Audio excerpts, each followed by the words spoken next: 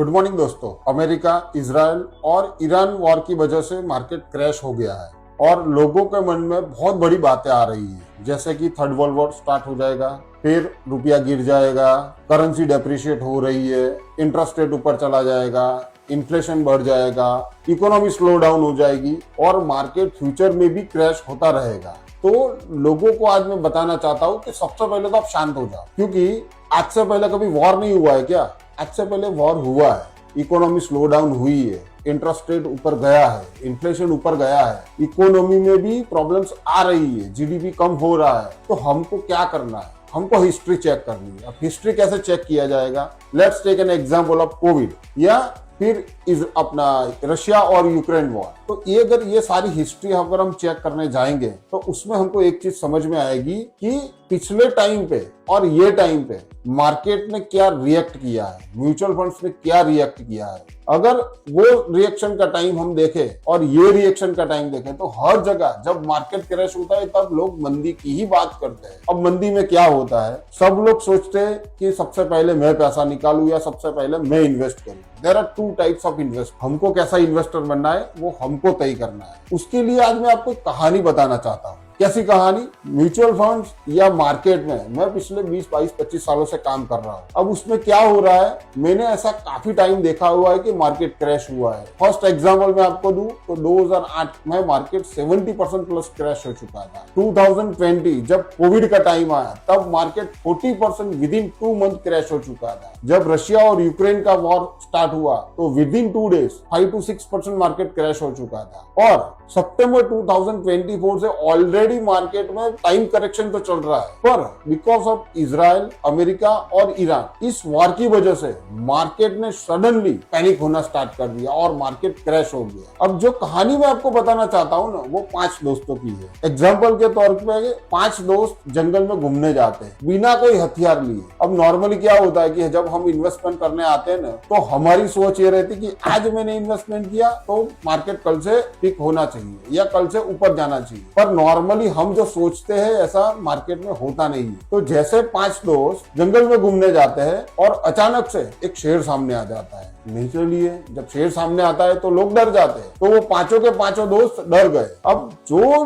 दोस्त थे उनको एक ही सोच आ रही थी कि एक शेर का सामना करूं या दूसरा ऑप्शन है कि भाई मैं यहाँ से भाग जाऊं। तो नॉर्मली मार्केट में भी दोस्तों यही होता है कि एक मार्केट को चैलेंज करूं या मार्केट में मैक्सिमम पैसा आज की डेट में इन्वेस्ट करूं या फिर मार्केट में आज सब कुछ बेच के विड्रॉ करके चला जाऊं और जिस दिन मार्केट ऊपर आएगा उस दिन मैं फिर से इन्वेस्टमेंट करने के लिए आऊंगा। तो नॉर्मली जब शेयर आता है तो पांचों के पांच ये सोचते हैं कि हम यहाँ से भाग जाते हैं और नॉर्मली लोग भागना भी स्टार्ट करते हैं। अब प्रॉब्लम क्या होती है? पांचों को पता है कि मैं शेर से तेज भाग नहीं सकता। तो जो इंडिविजुअल्स है वो क्या सोचते हैं कि शेर से तेज नहीं भाग सकता हूँ, पर मेरे दोस्तों से तो मैं पहले भाग सकता हूँ। तो पांचों के पांच जंगल में भाग के एक बड़े से पेड़ पे चढ़ जाते हैं। अब नॉर्मली क्या होता है, शेर की एक लिमिट होती है, वो कुछ टाइम तक ही वही टिकता है। शेर नीचे है, लोग ऊपर है, तो पांचों के पांच दोस्त क्या सोचते हैं? पेड़ पे चले जाते हैं और सेफ हो जाते हैं। ऐसे ही हमारे लोगों ने बोला हुआ है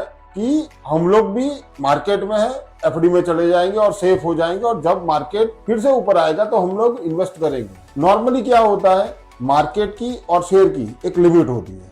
शेर पेड़ के नीचे एक लिमिट तक ही बैठा रह सकता है और फिर वो चला जाता है। अब इसमें भी 5 दोस्त थे, 5 में से एक दोस्त ऐसा है जो सबसे होशियार दोस्त, और दूसरे जो 4 दोस्त है वो मेरे जैसे फुलिश दोस्त है, जिनको उतना नहीं पता चलता मार्केट या जिसको शेर का डर उतना नहीं लगता है। अब जैसे शेर धीरे धीरे जंगल में चला जाता है, होशियार बंदा क्या सोचता है पता है? सबसे जो कम होशियार होता है उसको बोलता है कि भाई तू पहले नीचे उतर, तू देख, अगर कहीं शेर दिख रहा है तो ठीक है, अदरवाइज तू घर पे चला जाना। तो लोग भी हमको बोलते हैं कि भाई पहले तुम इन्वेस्ट करो। तो मैं नॉर्मली जब भी मार्केट में करेक्शन आता है हम लोग इन्वेस्ट करते हैं और हम हमारे कस्टमर्स को बोलते हैं कि सर ये टाइम है, इन्वेस्ट करो। पर सबसे होशियार लोग क्या सोचते हैं पता है? कि नहीं, अभी मार्केट में करेक्शन चल रहा है, अभी इन्वेस्टमेंट नहीं कर सकते क्योंकि पैसा अपना कम हो जाएगा। तो जो सबसे कम होशियार लड़का है वो सबसे पहले इन्वेस्ट करता है, यानी कि सबसे पहले नीचे उतरता है,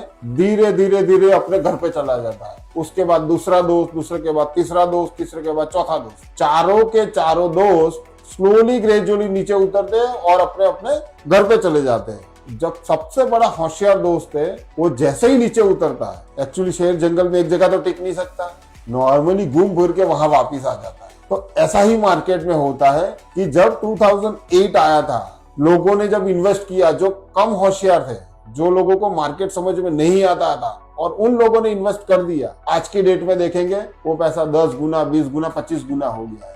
जैसे ही 2020 आया, उसमें तो मैं मेरा पर्सनल एग्जांपल दे सकता हूं कि 2020 24 मार्च हम लोगों ने इन्वेस्टमेंट किया था Nippon India small cap fund में।